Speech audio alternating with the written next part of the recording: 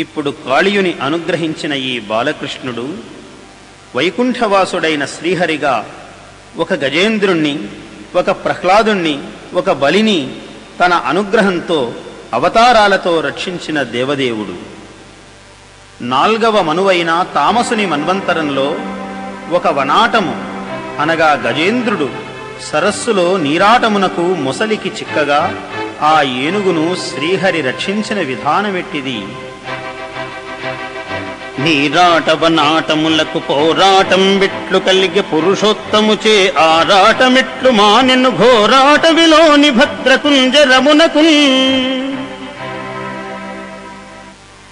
ఆ ఏనుగు మొసలి పరస్పరము ఎలా పెనుగులాడుతున్నాయంటే, కరిదిగుచు మకరి సరసికి కరిదరికిని మకరి దిగుచు కరకరి వెరయన్ కరికి మకరి మకరికి కరిభరమన ఇట్ల తలకు తల భటుల దరిపడన్.